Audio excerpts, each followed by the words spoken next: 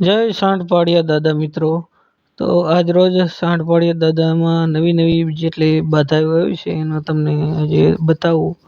જો સામે જે લાકડાનું આખું અંગ દેખાય છે તે બાધા આવેલી છે બાવરીથી, તથા આ પગની બાધા આવેલી છે બાવરીથી, પછી હાથ, પછી પગ, પછી ઘણી કાન, કેટલી નવી હમણાં બધી બાધાઓ આવેલી છે સાંઢપાળિયા દાદાના મંદિરે।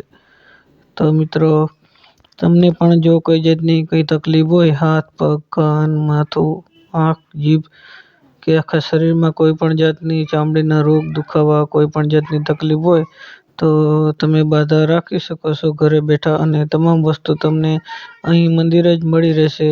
અને અહીંનું એડ્રેસની વાત કરું તો ગામ વાવડી, તાલુકો ધાંગધ્રા, જિલ્લો સુરેન્દ્રનગર, અને વાવડીથી લગભગ 2 કિલોમીટરના અંતરે આ સાંઢપાળિયા દાદાની જગ્યા આવેલી છે। આ દેરીની અંદર અખંડ દીવો બળે છે। આ પણ જે તમને ફોટા દેખાય એ પણ બાધારૂપી બધા આવેલા છે, અને હવન કુંડ છે। તો મિત્રો આ છે સાંઢપાળિયા દાદાનો પાળિયો જે મોટો દેખાય તે, અને એની બાજુમાં ગૌમતીનો પાળિયો આવેલો છે, અને એક કૂતરાની ખાંભી છે। અને આ તમને બતાવું કે જો ઘોડા પણ ચડે છે સાંઢપાળિયા દાદાને, અને ધજા પણ ચડે છે।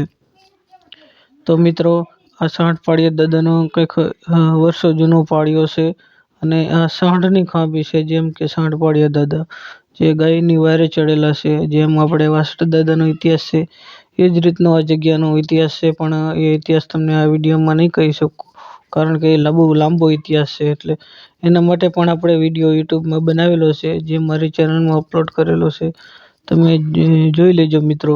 અને સામે બધી ધજાઓ બાંધેલી છે, અને સામે જે ફૂટકો દેખાય એમાં ઘોડા બાંધેલા છે, તમે જોઈ શકો ફરતી ધજાઓ બાંધેલી। અને આ સાંઢપાળિયા દાદાનો વર્ષો જૂનો લીમડો છે, અને આ લીમડો ઘણો વર્ષો જૂનો છે, લગભગ 100 વર્ષ જૂનો હશે। અને આ છે સાંઢપાળિયા દાદાનું મંદિર, તમને નીચે ઉતરી બતાવું, અને એનો ઓટો છે, જો તમને અધરથી પણ લીમડો બતાવી દઉં મિત્રો। અને ધજા ફરતી બાંધેલી છે વાયર વીંટીની, અને સામે પણ ધજાઓ ઘણી છે। અને આ શ્રીફળ માટેનું જે છાલ ઉખેડવાનું છે, અને હવનકુંડ છે। અને આ સાંઢપાળિયા દાદાના મંદિરમાં આવેલા જે ઘટાઘોર વૃક્ષો છે, જ્યાં સાંઈ બેસી ઘણા બધા આનંદ મેળવે છે। અને સામે છે વંડો ગેટ છે, ત્યાંથી આપણે સાંઢપાળિયા દાદાના મંદિરે પ્રવેશ કરવાનો આવે છે। અને આ બધું તમે જોઈ શકો છો। તો મિત્રો અહીં વિડીયોનો એન્ડ કરીશું। નવા હોય તો મારી ચેનલને સબસ્ક્રાઈબ કરજો, લાઈક, કોમેન્ટ અને વિડીયોને શેર કરજો।